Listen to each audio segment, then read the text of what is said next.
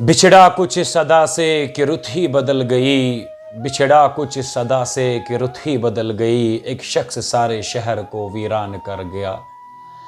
हमें इस चीज़ पर ईमान लाया है कि इस दुनियाई फ़ानी को एक न एक दिन हर एक को छोड़कर जाना ही जाना है, लेकिन ये खबर वाकई में आपके दिल को चीर देगी। दरअसल मैं आपको बता दूं कि ज़िला कुपवाड़ा से वाबस्ता रखने वाले लेट राजा आरिफ हुसैन, जो रहने वाले रंगपत गाजियाबाद के थे, पिछले साल 2023 के अंदर सबसे पहले नेचुरल डेथ की वजह से उन्होंने अपने छोटे से लखते जिगर अपने बेटे को खोया।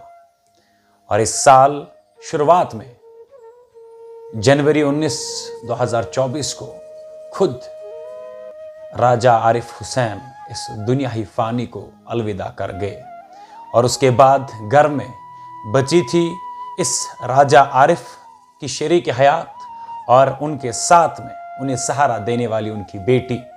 लेकिन आपको बता दूं कि बड़े अफसोस और दुख के साथ ये कहना पड़ रहा है कि आज से कबल एक दिन पहले 28 अक्टूबर को इस राजा आरिफ हुसैन की वो बेटी भी इस दुनियाही फ़ानी को अलविदा कर गई। और अब घर में केवल इस राजा आरिफ हुसैन की शरीक हयात बची है।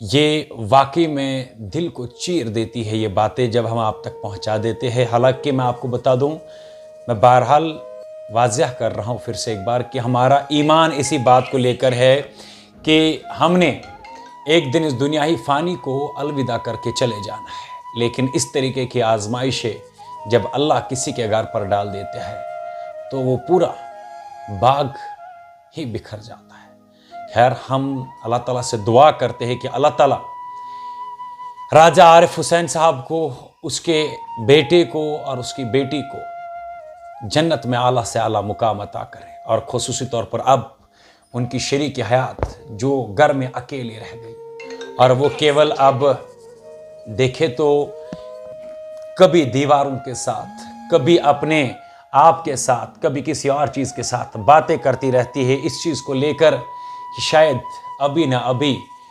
उसके हमसफ़र, उसके घर वाले, उसकी बेटी, उसका बेटा, उसका शरीक हयात वापस आएगा। लेकिन एक बार जो इस दुनियाही फ़ानी को अलविदा कर गया वो आज तक कभी वापस लौट कर नहीं आया है।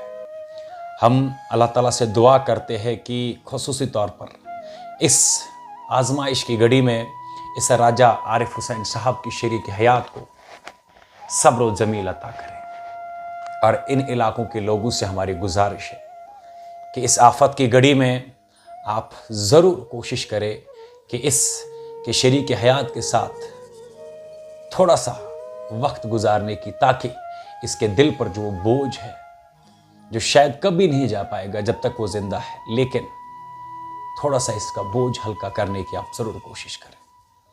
खैर, और क्या कुछ जम्मू कश्मीर में होता है वो भी हमेशा की तरह आप तक पहुंचाते रहते हैं। लेकिन ये वाकई में एक दिल को छल्ली कर देने वाला वाक़या था, जो अल्लाह की तरफ से ही आजमाइशें आती है किसी घर पे, और कभी न कभी इस दुनिया को छोड़कर जाना है। मगर इस तरीके के मामलात जब सामने आ जाते हैं तो वाकई में आंखों में आंसू आ जाते हैं। मज़ीद क्या आपको जम्मू कश्मीर का रहता है हाल, सबसे पहले आप तक पहुँचाएँगे। तब तक के लिए आप हमें दीजिए इजाज़त। अल्लाह हाफ़िज़। अल्लाह निगहबान।